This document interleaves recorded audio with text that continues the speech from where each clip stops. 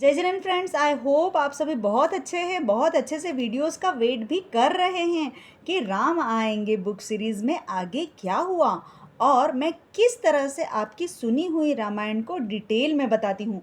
अभी तक हमने जाना कौशल्या माता को जब पता चलता है कि मेरा लाडला बेटा राम वनवास जा रहा है तो उनके दिल पर क्या गुजरती है। अब आगे हम जानते हैं सीता, लक्ष्मण और अयोध्या के नागरिक, इन पर क्या बीतती है।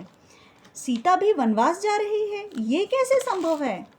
राम के वनगमन की बात युवरागी सीता ने सुनी तो वह भी तैयार हो गई। उसने दूर से ही दशरथ जी को प्रणाम किया और कौशल्या के पास पहुंची। कौशल्या ने सीता को छाती से लगाते हुए कहा, बेटी, पुत्र तो मुझे छोड़कर जा रहा है, अब तू कहाँ चली।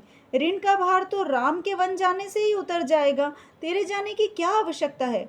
तू कोमल है, सुकुमार है, राम ने तो युद्ध किए हैं, वन में भी घुमा है और वह वीर है, नरसिंह है। तू वनगमन के योग्य नहीं है। तू किस प्रकार चल सकेगी, भूख प्यास के कष्ट सहन कर सकेगी। तुझसे शीत ताप और वर्षा के असह्य दुख कैसे सहन होंगे। तेरे यहाँ रहने से मुझे कुछ धीरज होगी, किंतु पति का अनुगमन करके तू एक आदर्श पत्नी का कर्तव्य पालन कर रही है। मैं तुझे कैसे रोकूं। न हाँ करते बनता है, न ना कह सकती हूँ, किंतु तेरे चले जाने से मेरा सहारा ही क्या होगा। पुत्री, मेरा हृदय इतना कठोर है, कितना कठोर है, फट क्यों नहीं जाता। मैं कितनी दुर्भागिनी हूँ। सीता माता ने उन्हें चुप कराते हुए कहा, मातेश्वरी, आप प्रसन्न हृदय से मुझे विदा कीजिए। आपका शुभाशीष मेरा रक्षक होगा। जहाँ आर्यपुत्र हैं वहाँ विकट वन भी मेरे लिए नंदन कानन सम सुखदायक होगा। मैं कष्टों को भी प्रसन्नतापूर्वक सहन कर सकूंगी। उनके बिना यहाँ के सुख मेरे मन को शांति नहीं दे सकेंगे। अनुज्ञा दीजिए माता। सीता ने याचक नेत्रों से सीख मांगी। महारानी ने गदगद कंठ से कहा, जाओ पुत्री, पति का अनुगमन करो। कुलदेवी तुम्हारी रक्षा करेगी, शासन देव तुम्हारे सहायक रहेंगे, तुम्हारा धर्म तुम्हारी सभी बाधाएं दूर करेगा। वनवास की अवधि पूर्ण कर सकुशल आओ, ये आंखें तुम्हारी मार्ग में बिछी रहेगी। युवरागी सीता जी रामचंद्र जी के पीछे पीछे चलकर राजभवन से बाहर निकली। राम और सीता के वनगमन की बात पूरे नगर में फैल चुकी थी। हजारों नर नारी बाहर जमा हो चुके थे। जनता इस अप्रिय प्रसंग से क्षुब्ध थी। राम का वनगमन उन्हें अपने प्रिय वियोग सा खटक रहा था। सभी की आंखों से आंसू झर झर रहे थे। लोग गदगद कंठ से राम का जय जयकार कर रहे थे। महिलाएं सीता की जय बोलते हुए उसकी पति भक्ति त्याग और उत्तम शील की प्रशंसा कर रही थी। राम और सीता जी नगर जनों के विरही हृदय से निकली हुई भक्तिपूर्वक शुभकामनाओं को नम्र भाव से स्वीकार करते हुए नगर से बाहर निकले। यहाँ हमें ये पता चलता है कि सीता जी और राम जी नगर से बाहर निकले, तब लक्ष्मण को पता चला। क्या? ज्येष्ठ भ्राता रामचंद्र जी के वनवास का दुखद वृतांत लक्ष्मण जी ने विलंब से सुना, यानी थोड़ी सी लेट हो गए वो सुनने में। सुनते ही उनके हृदय में क्रोध अग्नि प्रज्वलित हो गई। उन्होंने सोचा, पिताजी की सरलता का विमाता कैकेयी ने अनुचित लाभ लिया। स्त्रियां मायाचार में प्रवीण होती है। भाई भरत को राज्य देकर पिताश्री तो ऋण मुक्त हो जाएंगे। उसके बाद मैं भरत को राज्य च्युत करके ज्येष्ठ बंधु को प्रतिष्ठित कर दूंगा तो पुनः स्थिति यथावत हो जाएगी। किंतु जब उन्होंने पिताजी के हृदय की दशा और रामचंद्र जी के अस्वीकार की आशंका पर विचार किया तो उन्हें अपनी पूर्व विचारना निष्फल लगी। उन्होंने सोचा था कि जैसे ही पिताजी भरत को राज्य पर बिठाएंगे और मैं राम जी को राज्य दे दूंगा तो उनका ऋण मुक्त भी हो जाएगा और मेरा सोचा हुआ भी सही हो जाएगा।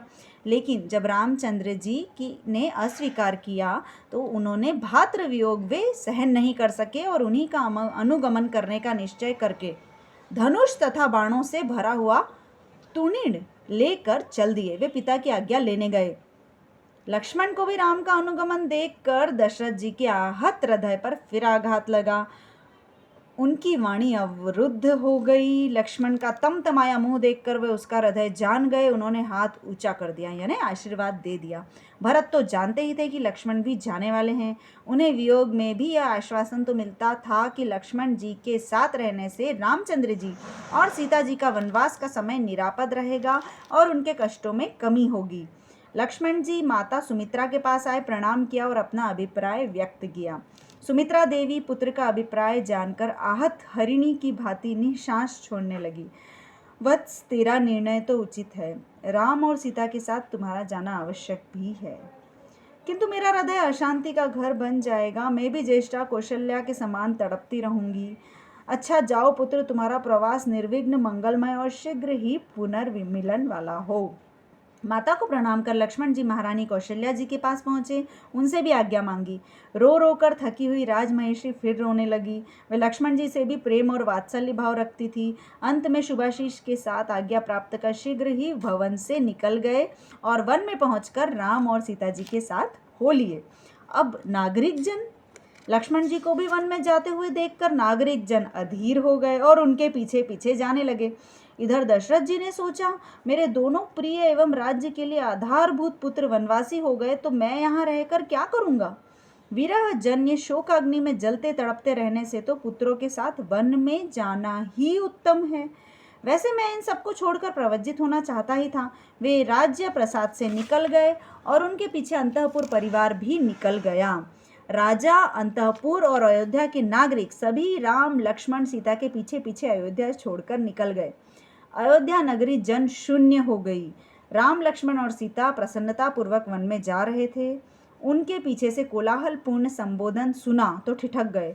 उन्होंने माता पिता आदि परिवार और नगरजनों को बड़ी कठिनाई से समझाकर लौटाया और आगे बढ़े। सभी लोग रानी कैकेयी की निंदा करते नगर में लौट आए।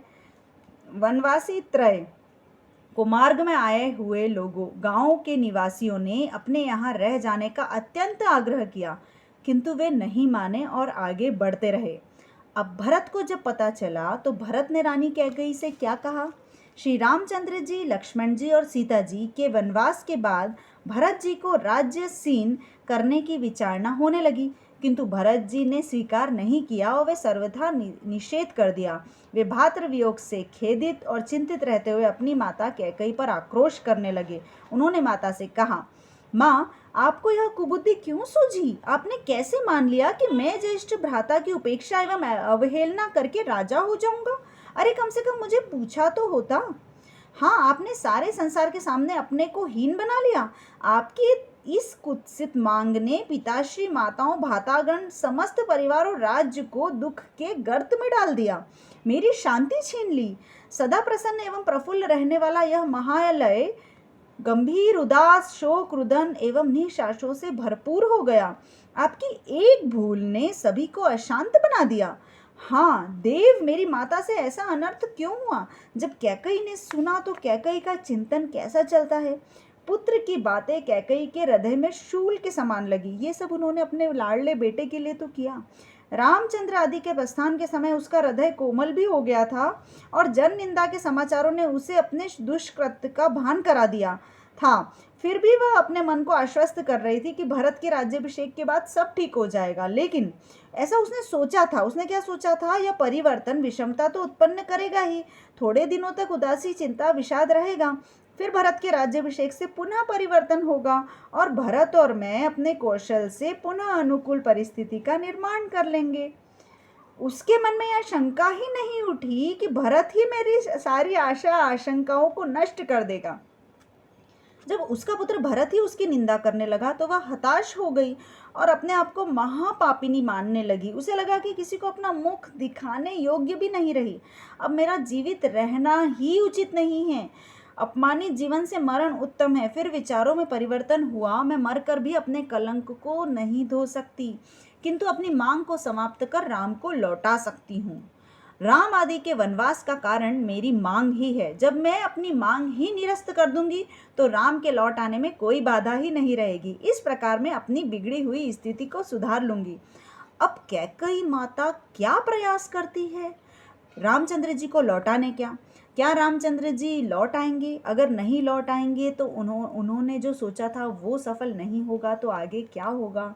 भरत स्थिति को कैसे सुधारेंगे? क्या भरत का राज्याभिषेक होगा?